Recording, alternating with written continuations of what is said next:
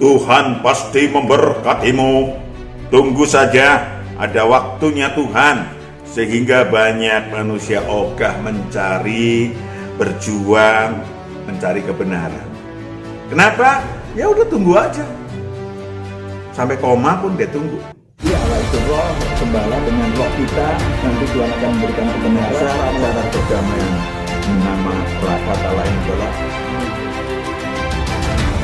Shalom saudaraku yang kekasih, kita jumpa lagi. Pada hari ini kita akan membahas tentang what and who am I. Saudaraku yang kekasih, sebelum kita membahas tentang diri kita sebetulnya, kita akan menyaksikan satu pujian terlebih dahulu. Amin.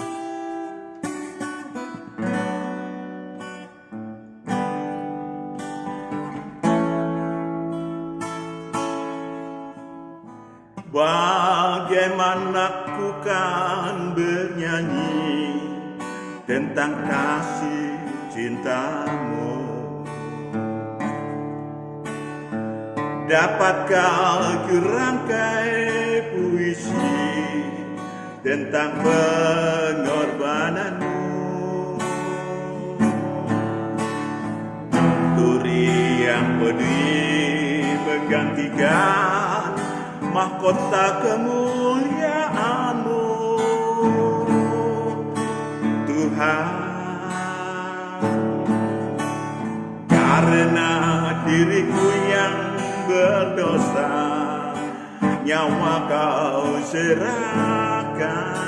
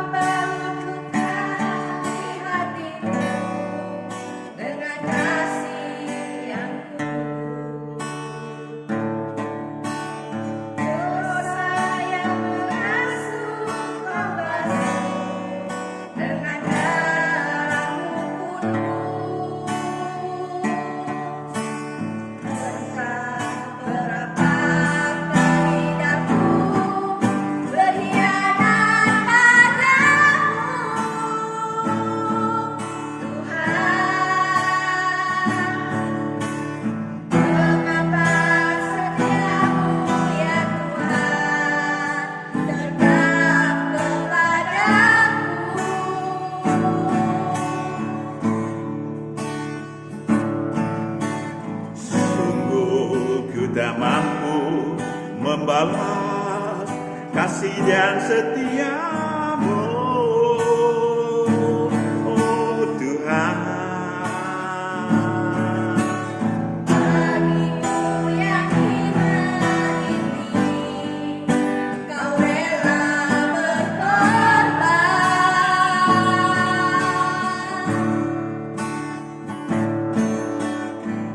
Apakah sanggup membalas kasih dan setiamu,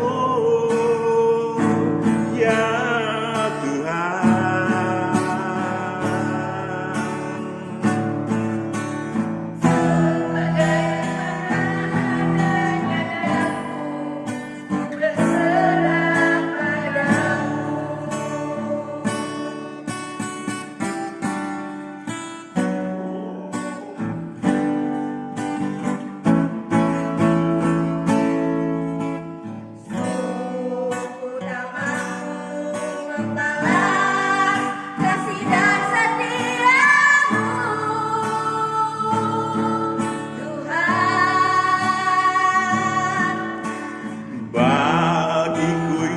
Hina ini Kau rela berkorban.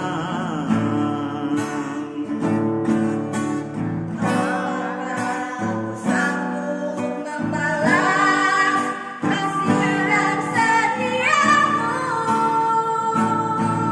ya Tuhan. Sebagaimana adanya daku berserah padamu.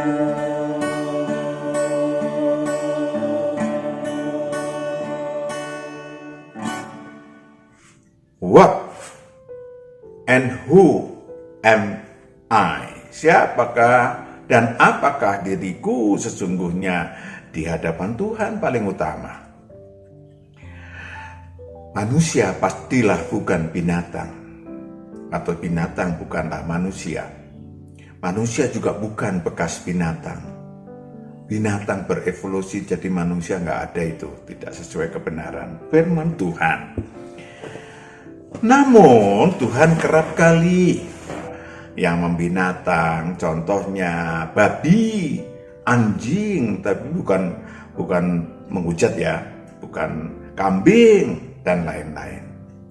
Manusia semacam itu bukan asal sebut tentunya, tetapi menyangkut kehidupan si manusia, mereka kini maupun mendatang, khususnya tentang nasib roh si manusia. Saudaraku yang kekasih, mari kita mawas diri bagi masa depan kehidupan yang tersisa dari diri kita.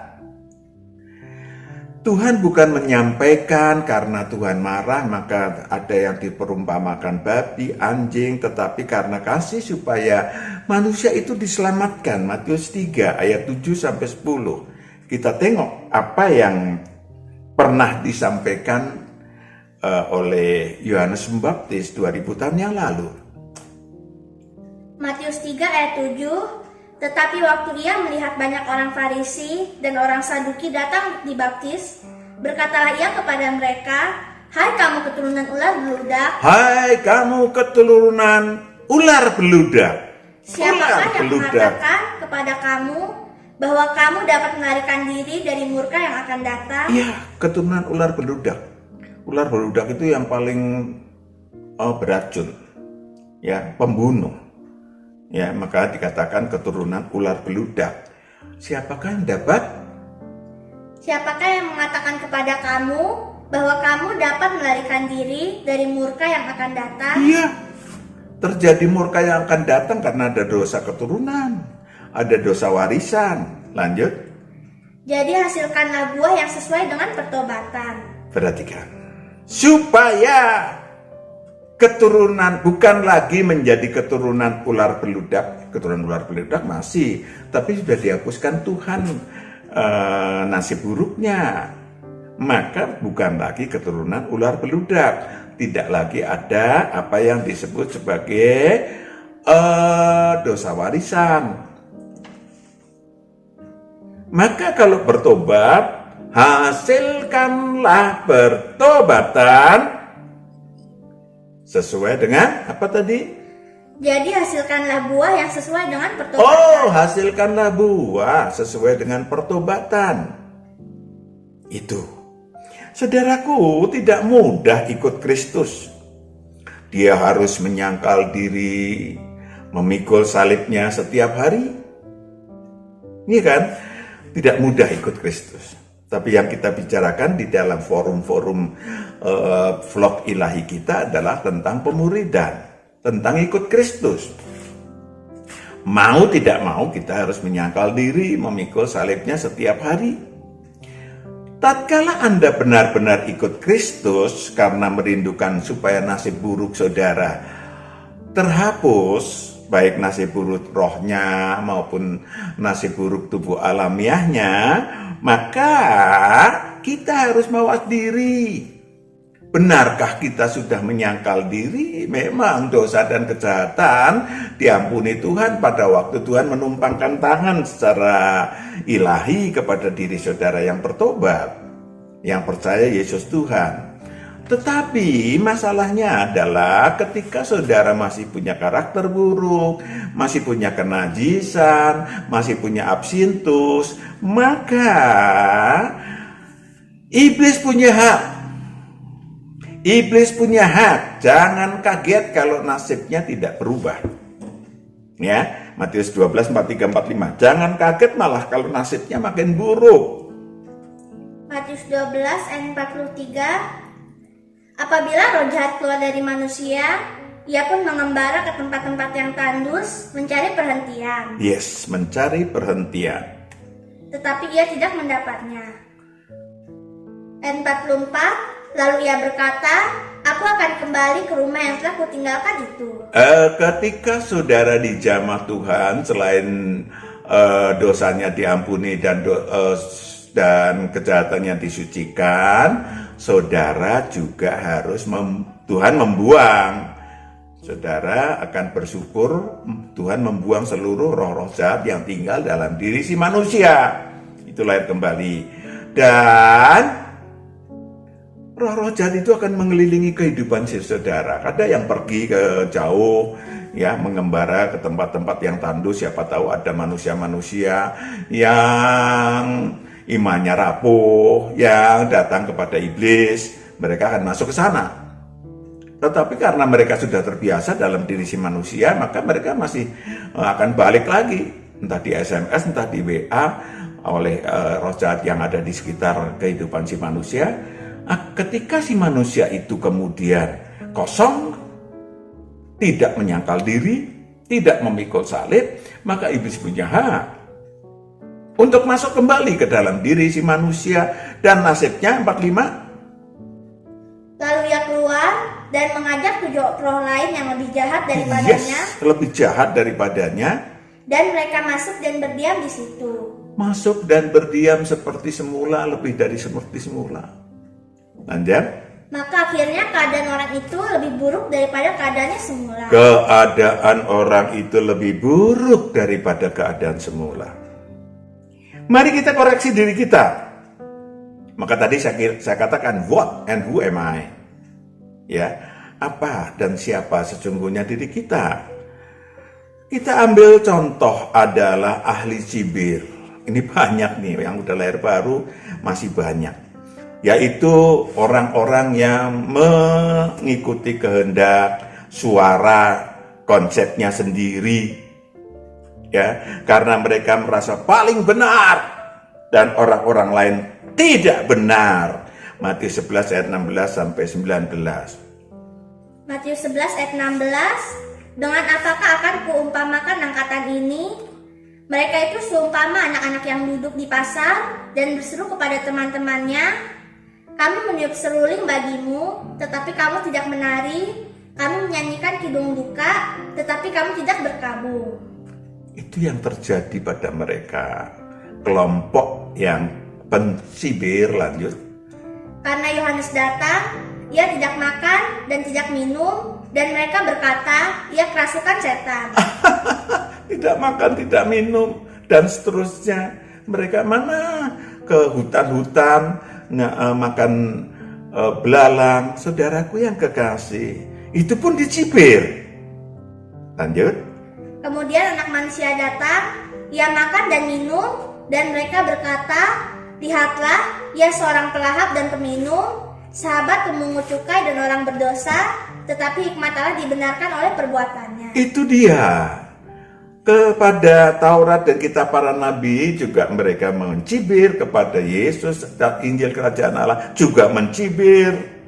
Manusia-manusia semacam itu, saudaraku yang kekasih, pada hari penghakiman seluruh kata-kata dan kalimat yang dilontarkan harus dipertanggungjawabkan menurut ucapannya. Matius 12 34 sampai 37. Menurut ucapannya. Jadi jangan terkejut, ya, jangan kaget itu bumbunya apa kalau di Jawa nggak tahu saya. Matius 12 ayat 34 37. Matius 12 ayat 34, hai kamu keturunan ular beludak, bagaimanakah kamu dapat mengucapkan hal-hal yang baik, sedangkan kamu sendiri jahat? Karena yang diucapkan mulut meluap dari hati. Iya. Lanjut. Orang yang baik mengeluarkan hal-hal yang baik dari perbendaharaannya yang baik, dan orang yang jahat mengeluarkan hal-hal yang jahat dari perbendaharaannya yang jahat. Lanjut. Tetapi aku berkata kepadamu, setiap kata sia-sia yang diucapkan orang harus dipertanggungjawabkannya pada hari penghakiman. Yes. Kalau murid Tuhan dari penghakimannya kapan saja waktu dia hidup. Tuhan akan mentegur dan menghajar.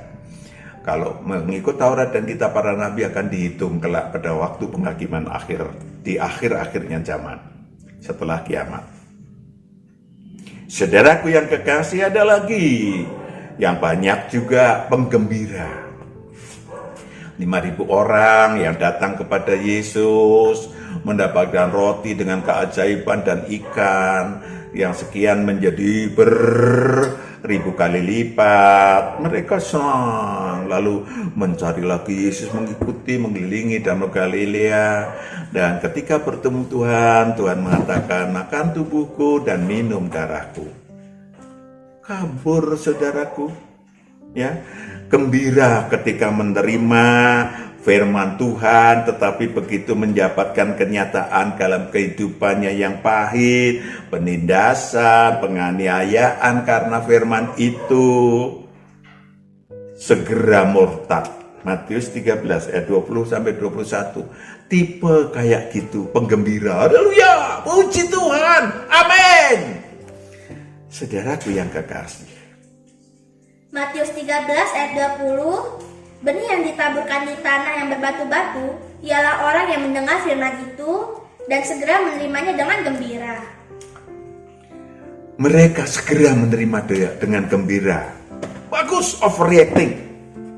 Ya, haleluya, puji Tuhan. Saudaraku yang kekasih, lanjut. Tetapi ia tidak berakal dan tahan sebentar saja. Saudaraku, ketika menerima realitas, ketika keluar entah dari KKR, entah dari gereja, entah dari kebenaran yang didengar, disaksikan, mereka dengan segera ketika menjumpai realitas hidup, yang mereka bukan mencari kebenaran, tetapi mereka menghujat Allah. Mudah apa yang disebut sebagai murtad. Biasanya manusia demikian adalah manusia yang tidak bertanggung jawab. Orang yang tidak terlatih bertanggung jawab. Sehingga minim imannya labil. Saudaraku ya, 21 udah dibaca belum? Udah ya. Yang ketiga, penggemar susu. Bagus kalau penggemar susu kambing kek, domba kek, susu sapi kek, boleh bagus kalau secara fisik, ya kan? Tetapi banyak juga orang-orang yang namanya penggemar susu, lamban untuk mengunyah makanan keras.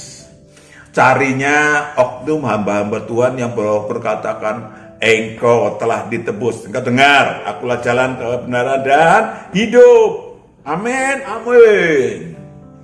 Ya, Tuhan memberkati kalian. Amin, amin. Dan seterusnya. Saya tidak sedang menghakimi oknum hamba Tuhan tersebut. Tetapi manusia-manusianya sendiri memang penggemar susu. Kalau dikasih makanan keras, pindah. Saudaraku yang kekasih, di tempat kita makanannya keras. Karena pemuridan, kita harus pegang kebenaran. Iklan-iklan kemasan firman. Agama lain tidak akan masuk surga. Agama kita satu-satunya yang masuk surga. Amin. Saudaraku yang kekasih, bukan isi dan hakikinya. Ibrani 5 ayat 11-14. Bukan isi dan hakiki daripada kebenaran firman Tuhan atau daripada firman Tuhan. Ibrani 5 ayat 11, tentang hal itu banyak yang harus kami katakan, tetapi yang sukar untuk dijelaskan, karena kamu telah lamban dalam hal mendengarkan.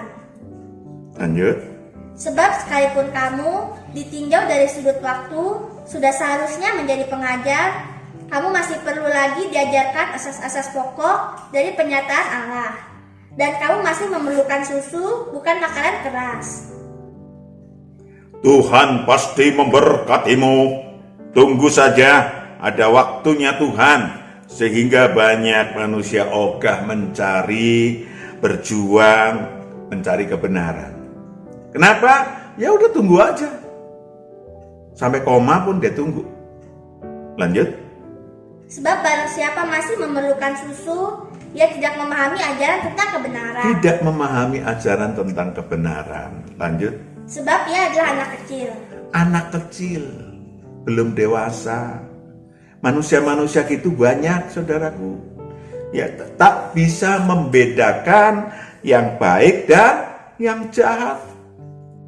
Nggak bisa membedakan. Like dislike aja kalau orang itu walaupun jahat tidak belakangnya dalam hatinya, tapi kalau halo engkau telah bebas, santai saja dan seterusnya. Penggemar susu itu namanya. Firman Tuhan memakai kata penggemar susu. Ibrani 6 ayat 1 sampai 2. Sebab itu marilah kita tinggalkan asas-asas pertama dari ajaran tentang Kristus dan beralih kepada perkembangannya yang penuh. Perkembangannya yang kita bedakan. Bagus. Engkau dibaptis apapun, bagus. Tapi perkembangannya, ya, perkembangannya itu apa? Baptis agama Bapa, Anak, dan Roh Kudus itu perkembangannya apa? Bapa itu siapa? Bagaimana kita harus mentaati Bapa, mentaati Anak, mentaati Roh Kudus, dan masih panjang lagi. Itu harus dipelajari. Maka jadi murid Tuhan, saudara. Maka jadi murid Tuhan. Dan diperjuangkan bersama Tuhan. Ada hubungannya akrab dengan Tuhan. Saudaraku, ada lagi orang yang semau gue. Ya, semau gue. Tanda-tanda manusia yang demikian adalah kerja ilahi, kerja rohani pun dilakukan, tetapi asal-asalan. Dilakukan asal-asalan. Ya, sesuai dengan kemauannya sendiri. Sesuai dengan minatnya sendiri, bukan kehendaknya. Maka orang-orang yang kayak gitu, maaf saya boleh katakan, rawan kematian. Kalau sudah lahir kembali lalu masih tetap begitu, rawan kematian. Wahyu 3 ayat 1 sampai 3. Rawan wafat. Wahyu 3 ayat 1. Dan tuliskanlah kepada malaikat jemaat di Sardis, inilah firman Dia yang memiliki ketujuh roh Allah dan ketujuh bintang itu. Aku tahu segala pekerjaanmu. Engkau dikatakan hidup padahal engkau mati.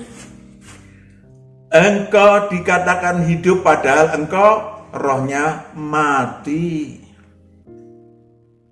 Lanjut. Bangunlah dan kuatkanlah apa yang masih tinggal, yang sudah hampir mati, sebab tidak satu pun dari pekerjaanmu aku dapati sempurna di hadapan Allahku. Itu yang dia, saudara. Lebih banyak memerintah Tuhan. Lebih banyak memperbudak Tuhan. Ya, tolong ubah saya Tuhan. Ubah karakter saya. Ya, saudara yang harus mengubah. Tuhan akan membantu kalau saudara mengubah. Bukan saudara diam-diam aja. Tuhan, saya kok membenci orang itu. Ubahlah Tuhan orang itu. Manusia-manusia kayak gitu, saudaraku, yang semau gue. Ya, saya pakai istilah yang gampang aja deh. Yang viral. Saudaraku, ada lagi manusia-manusia yang malang melintang. Sesungguhnya saya pakai kata lebih baik saya pakai kata adalah manusia yang megalomani iman. Wahyu 3 ayat 15 sampai 18. Ini penting bagi banyak karena banyak pengikutnya. Ya, suam-suam kuku, salah persepsi diri. Ya, aku sudah kaya kok. Aku sudah cukup semuanya, Tuhan memberkatiku. Apakah benar Tuhan memberkati Anda? Ya, lanjut. Aku tahu segala pekerjaanmu, engkau tidak dingin dan tidak panas. Alangkah baiknya jika engkau dingin atau panas. Alangkah baiknya Tuhan akan menilai dan akan menjewer, dan akan lebih baik saudara dijewer dan diajar supaya saudara lebih baik daripada sebenarnya nol nggak jelas suam-suam kuku. Terus? Jadi karena engkau suam-suam kuku dan tidak dingin atau panas, aku akan memuntahkan engkau dari mulutku. Wow, akan dimuntahkan Tuhan dari murid Tuhan. Lanjut. Karena engkau berkata, aku kaya. Aku kaya. Dan aku telah memperkayakan diriku. Aku telah memperkayakan diriku. Aku kaya harta dan kekayaan itu aku dapatkan karena aku pejabat, karena aku bla bla bla bla. Artinya saya yang mendapatkan bukan dari Tuhan kok. Aku telah memperkaya dari aku sendiri yang mendapatkannya kok. Lanjut. Dan aku tidak kekurangan apa-apa. Tidak kekurangan apa-apa. Saya sesungguhnya ngomongnya cuman nggak berani terus terang aja. Saya nggak butuh Tuhan. Lanjut. Dan karena engkau tidak tahu bahwa engkau melarat dan malang, miskin, buta dan telanjang. Oh, ternyata pada hari selanjutnya, pada minggu selanjutnya, pada bulan selanjutnya, di depan si manusia adalah sebetulnya di hadapan Tuhan ada jurang. Orang nggak terasa, kan dia pakai balon, ya balon megalomani iman. Nggak terasa bahwa di depannya akan ada letusan, ada jadi miskin di hadapan Tuhan. Bagus, tetapi itu miskin karena iblis merusak kehidupan saudara, entah itu rumah tangga dan seterusnya. Saudaraku yang kekasih, maka aku menasihatkan engkau supaya engkau membeli daripadaku emas yang telah dimurnikan dalam api, supaya membeli daripadaku. Tuhan nggak jualan emas, yang jualan antam ya, bukan Tuhan. Berarti bukan emas betulan, emas ilahi, perhiasan ilahi, karakter ilahi, kenajisannya dibuang. Lanjut. agar engkau menjadi kaya, dan juga pakaian putih supaya engkau memakainya. Taat dan setia kepada Tuhan. Pakaian putih itu. Ya, lanjut. Agar jangan kelihatan ketelanjanganmu yang memalukan. Jangan kelihatan kebodohanmu, jangan kelihatan ketidaktahunya tentang kebenaran yang memalukan, nggak tahu apa yang baik, yang jahat, yang memalukan, nggak tahu dirinya siapa. Itu memalukan. Lanjut. Dan lagi minyak untuk melumas matamu, supaya engkau dapat melihat. Oh, dibutuhkan melihat kebenaran, saudara. Itu yang terjadi, apa yang disebut sebagai megalomani iman, ya, manusia-manusia yang kosong karena megalomani iman tadi siap, gampang sekali disikat oleh iblis. Ya tadi udah dibaca, berkoar banyak. Aku sudah bisa menyembuhkan orang dalam nama Yesus, dalam nama Yesus. Ya, berkoar tetapi sesungguhnya ular. Saudara, hati-hati. Saya tidak menghakimi siapapun. Manusia-manusia itu merasa hebat, merasa sakti, ya, merasa sakti, bermain. Karena apa? Karena bermain mantra. Mantranya bagus dalam nama Yesus, tapi itu kesesatan. Matius 7 ayat 21 sampai 23 itu kesesatan. Kalau saudara jadikan itu mantra dan saudara merasa bahwa itu saudara sakti, itu zaman dulu, saya zaman dulu sakti, saudara. Setelah ikut Tuhan, saya nggak sakti lagi.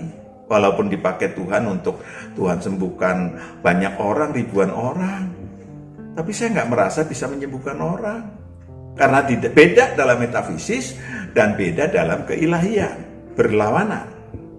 Karena tidak ada kesombongan dalam keilahian. Tidak boleh ada kesombongan dalam keilahian. Matius 7 ayat 21, bukan setiap orang yang berseru kepadaku, Tuhan, Tuhan, akan masuk ke dalam kerajaan sorga, melainkan dia yang melakukan kehendak Bapakku yang di sorga. Mereka yang melakukan kehendak Bapakku yang di sorga. Itu poinnya. Pada hari terakhir banyak orang akan berseru kepadaku, Tuhan, Tuhan, bukankah kami bernubuat demi namamu, dan mengusir setan demi namamu, dan mengadakan banyak mujizat demi namamu juga? Pada waktu itulah aku akan berterus terang kepada mereka dan berkata, aku tidak pernah mengenal kamu. Aku tidak pernah mengenal kamu, itu kasihan. Manusia yang digituin, yang statusnya begitu, itu kasihan. Lanjut. Enyahlah daripadaku, kamu sekalian pembuat kejahatan. Enyahlah daripadaku, kamu sekalian pembuat kejahatan. Saudaraku yang kekasih, para penakut.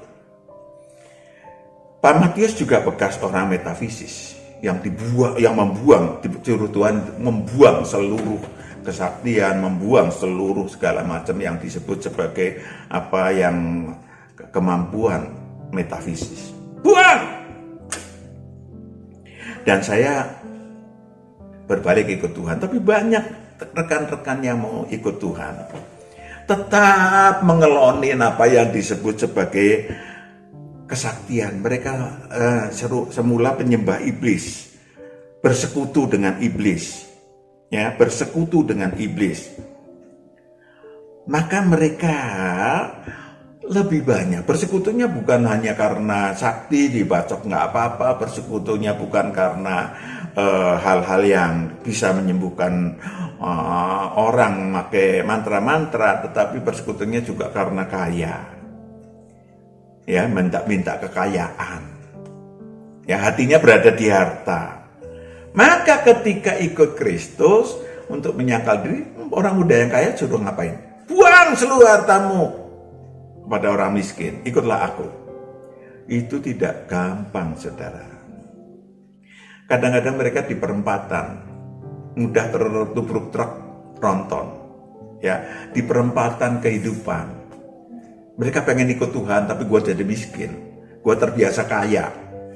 Orang-orang semacam itu adalah manusia-manusia penakut, maka sulit untuk masuk surga kekal. Manusia-manusia penakut, mereka lebih senang untuk masuk ke dalam kerajaan dunia kembali, ya. Karena apa? Karena iblis sudah menciptakan aneka racun di dalam kehidupan manusia. Memang, ya, manusia-manusia semacam itu, ya, manusia-manusia semacam itu harus berubah, berbalik total, berbalik total.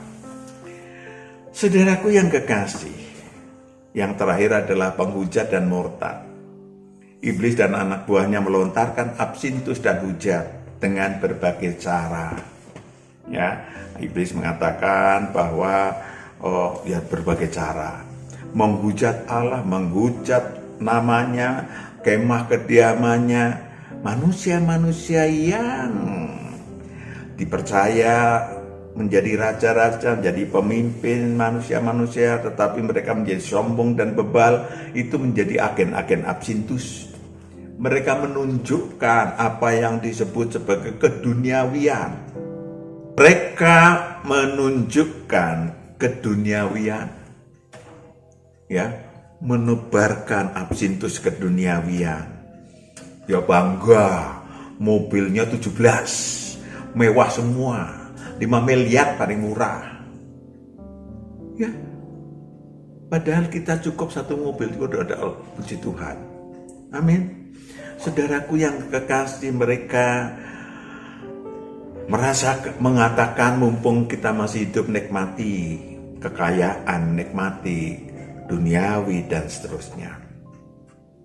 Manusia-manusia bebal, manusia-manusia labil, manusia-manusia yang bahkan kadang-kadang sudah lahir baru, sudah lahir kembali, tetapi mereka tetap ingin kembali ke yang lama. Mereka cukup menjadi pasif di dalam kehidupan ilahi.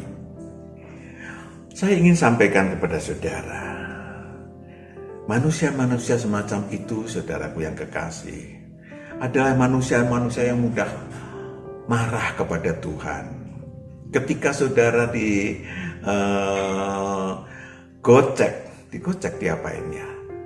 Diseret oleh iblis untuk mendapatkan pencobaan yang muncul juga dari dirinya sendiri. Mereka akan mulai marah kepada oknum hamba Tuhan, marah kepada Tuhan, marah kepada macam-macam.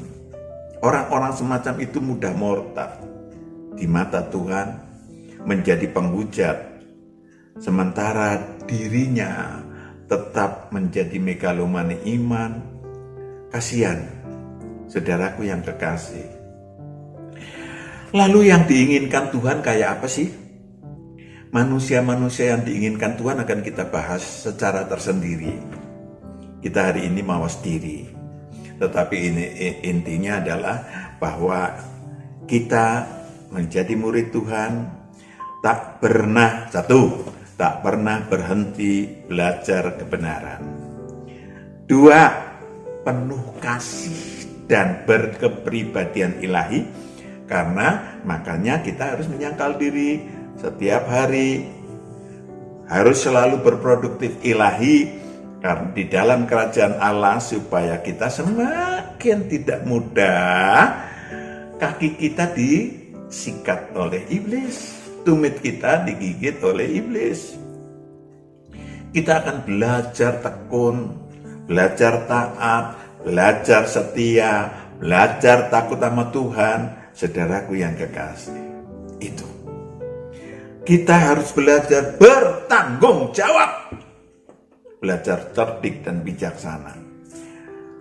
Terakhir adalah kita akan belajar penuh kasih, karena kasih terhadap sesama murid Tuhan maupun kasih kepada setiap orang jangan mudah digocek. Kasih kita menguap hanya gara-gara saudara melihat YouTube atau melihat hoax yang melukai hati saudara, beremosi, berempati yang salah. Saya ingin sampaikan kepada saudara, maka kita sebagai murid Tuhan akan sekali lagi mengasihi sesama murid Tuhan, mengasihi sesama manusia, bahkan mengasihi musuh. Amin. Kita mulai belajar dan berjuang untuk itu. Amin.